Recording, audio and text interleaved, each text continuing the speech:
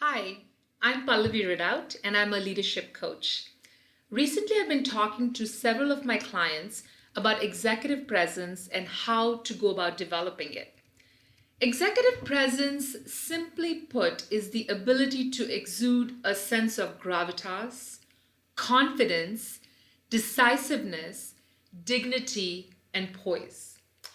And some people are simply born with the ability to be able to make strategic points, hold the attention of the group, be charismatic, while others have to try really hard. Most people who have worked really hard at developing that executive presence will tell you that the secret is threefold: planning, preparation, and performance. Now, this particular formula can also be applied to a variety of situations or things, such as preparing for that all important presentation at work, that career conversation with your boss, or that important networking meeting. This formula also works wonder in our personal lives. Maybe you need to have a heart to heart with your spouse, talk about responsibilities with your kids, or talk about estate planning with the larger family. Planning, preparation, and performance. This is the formula that will really set you up for success. Now, athletes are the ones who are best at this. They plan, you bet they prepare, and they give the best performance that they possibly can. Now, the non-athletes, people like us, the corporate folks, most people are good with the planning piece, which typically involves setting goals or having an idea of what you need to do, having the vision of what needs to be accomplished. What happens most often is that people plan, which is step 1, and then they skip ahead to step 3, which is performance. They fail to prepare, and you know what they say: failing to prepare is preparing to fail.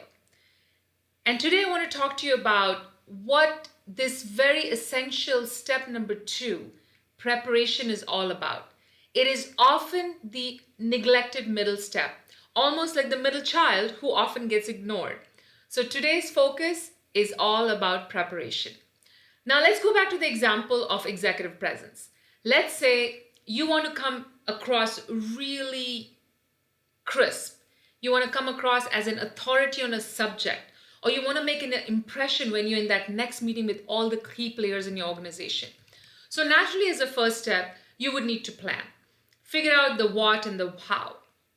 Now, from a preparation, which is the step 2 perspective, there are 3 things you need to do that are guaranteed to get you noticed.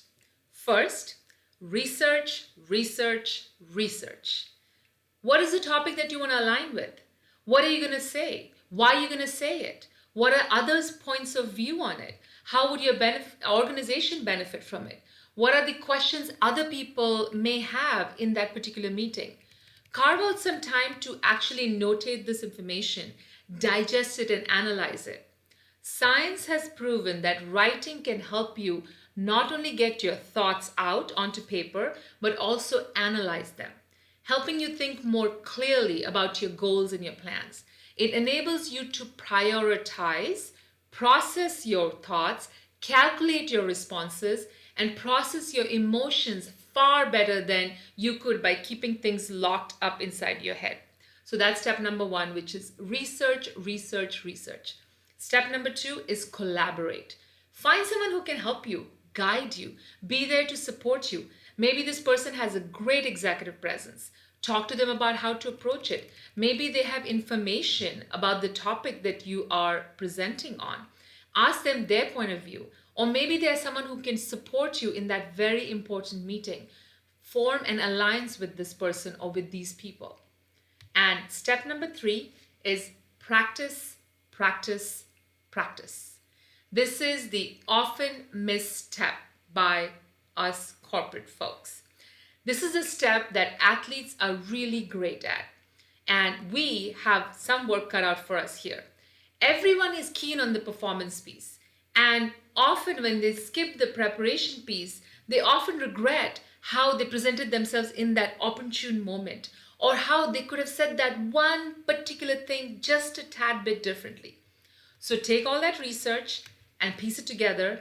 then practice your pitch for the meeting, or stand up and actually practice delivering that presentation to your colleagues, or lock yourself in a room and voice out that crucial conversation that you're going to have with your spouse.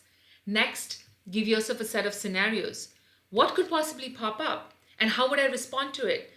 Scenario A, this is how I would respond. Scenario B, here's what I would say. By taking this step, you make the actual experience seem very familiar. And the more you practice, the more it'll seem to flow.